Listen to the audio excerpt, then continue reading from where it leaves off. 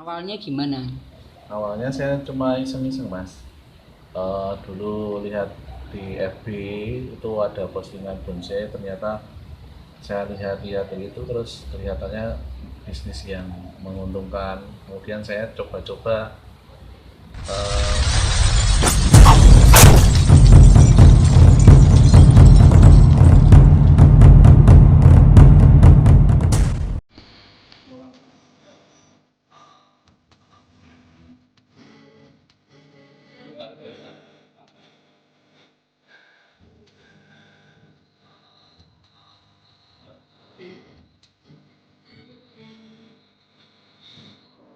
Juta.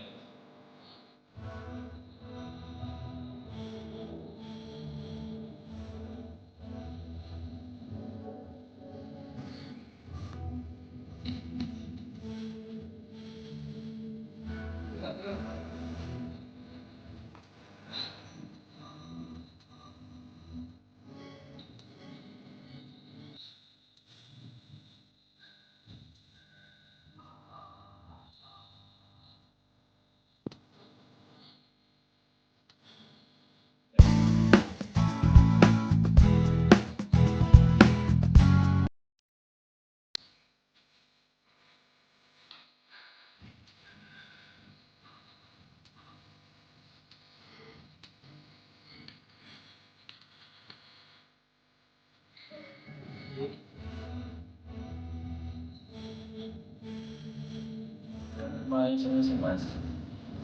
Dulu lihat di FB itu ada postingan bonsai, ternyata saya lihat-lihat itu terus kelihatannya bisnis yang menguntungkan. Kemudian saya coba-coba membudidaya dua bonsai itu saya budidaya, saya beli dengan harga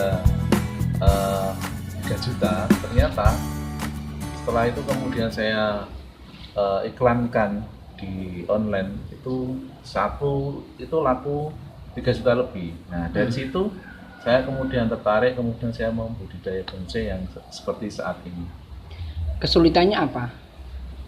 Bonsai itu kesulitannya karena penggemarnya itu tidak semua orang menyukai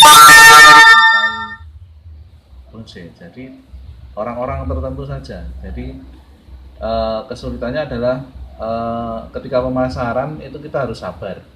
Terus yang kedua, bonsai Indonesia itu ternyata susah untuk go internasional.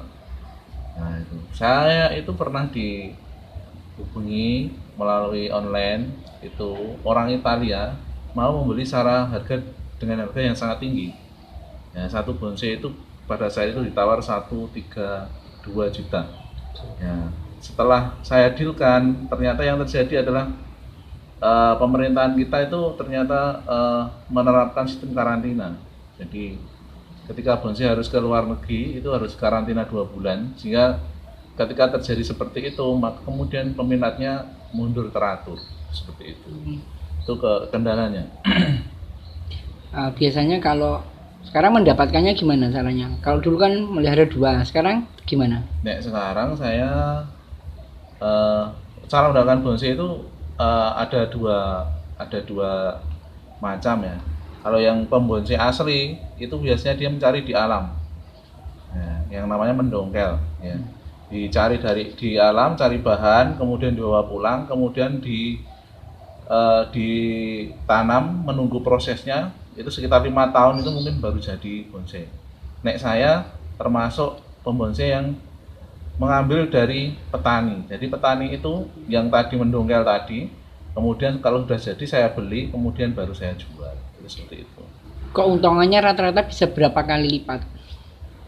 Nek bonsai karena harga tidak bisa ada bandrolnya, itu saya pernah satu bonsai harga 500.000 itu dibeli 2.500.000 pernah.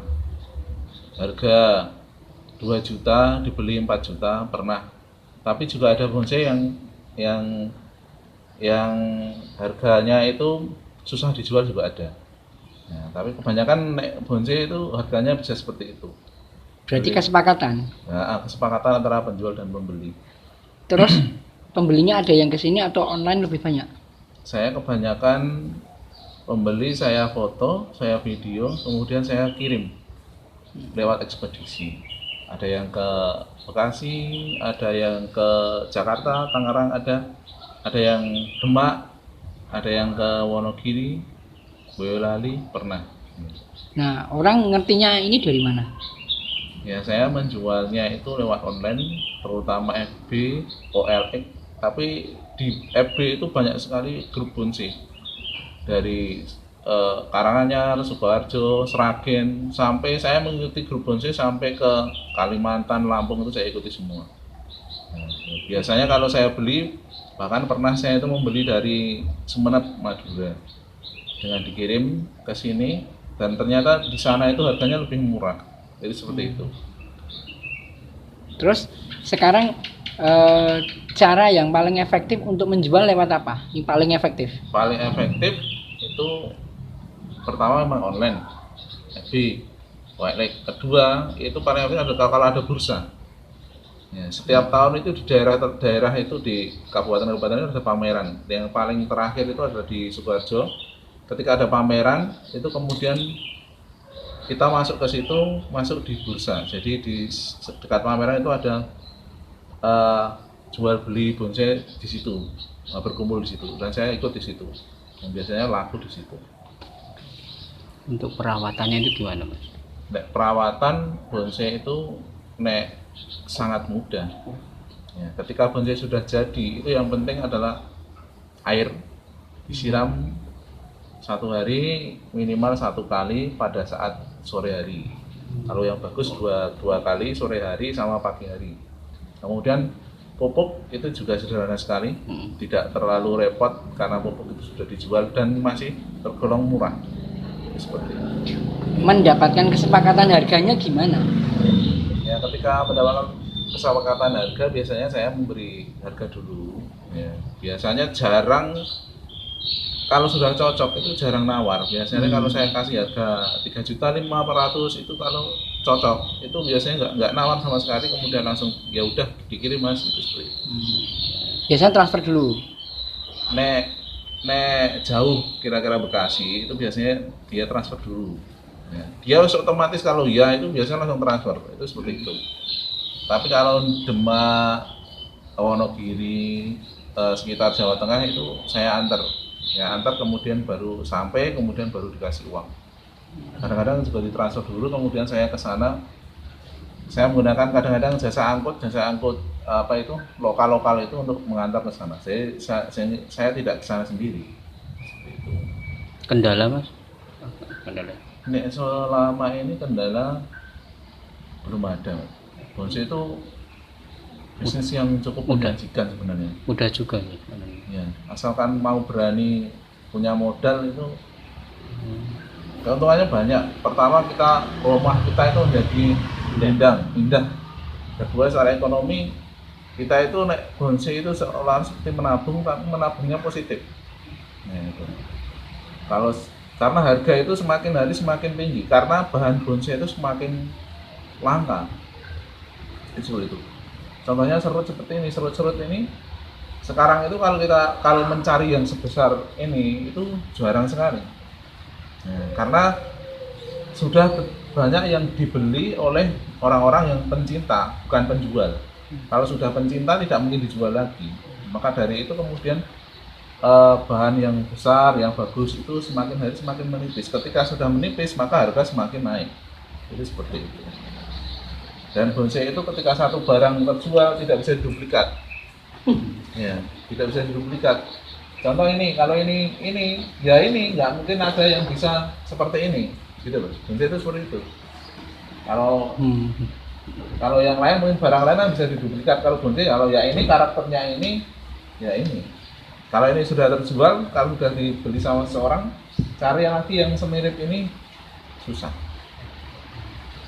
Kemarin pameran bonsai di Bali itu ada yang ditawar 2 miliar. Sip. Ya, itu beberapa bonsai itu ditawar 2 miliar gara-gara ya keunikan dari bonsai tersebut.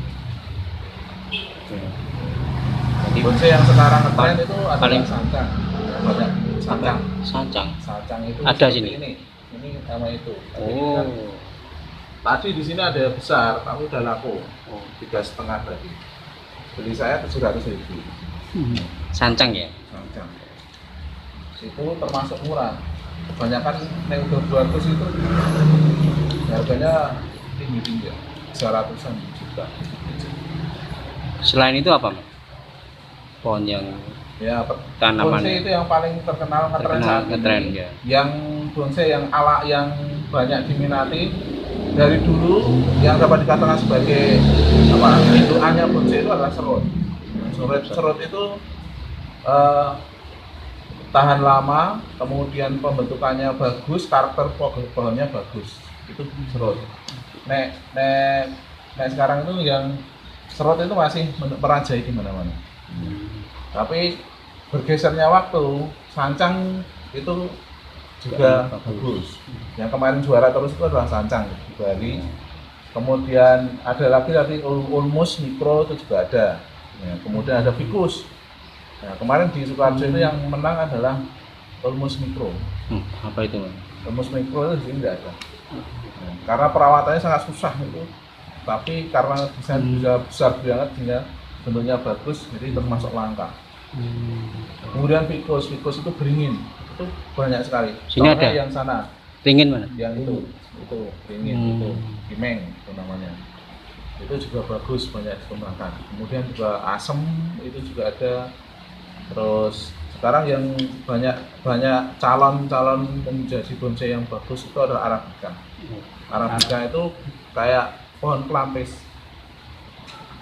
yang berduri itu loh. Itu tapi batangnya itu hitam. Nah itu arabica. Itu yang sekarang baru ngetren, tapi yang juara terakhir adalah sancang. Jadi banyak orang yang kalau pameran itu juara biasanya orang kemudian membeli sancang itu. Terus seperti itu. Ada harapan, Mas? Depan apa? Harapan di depan yang paling saya harapkan adalah itu pemerintah mempermudah akses ke luar negeri.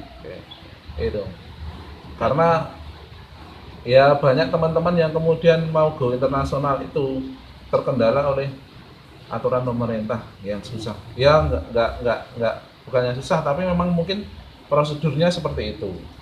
Ya, sehingga itu teman-teman yang mau go internasional itu jarang. Di sini mungkin yang bisa menembus itu baru Semarang. Semarang itu pohon yang kecil-kecil. Yang pohon besar itu susah. Jadi seperti itu. Mas, aku lihat bonsai kelapa itu yang baru-baru ini ngetren gimana, Mas? Nek bonsai kelapa itu memang bagus, ada ciri khasnya sendiri. Nah, tetapi karena bonsai kelapa itu maaf ya, terlalu mudah dibuat kalau bonsai kelapa. Kan kelapa kemudian dihidupkan kemudian dibentuk, sehingga harga bonsai kelapa itu tidak bisa tinggi. Ya, tidak bisa tinggi. Jarang yang tinggi itu jarang. Bonsai kelapa ada standarnya paling sekitar 100-200 itu sudah bagus. Itu kan bonsai kelapa. Karena prosesnya bonsai kelapa kan dapat dilihat terlalu ya mudah lah. Kelapa kemudian tumbuh kemudian dibentuk. Itu bonsai kelapa. Itu memang berkembang pesat ini bonsai kelapa, tapi harganya tidak bisa up itu kalau bonsai kelapa.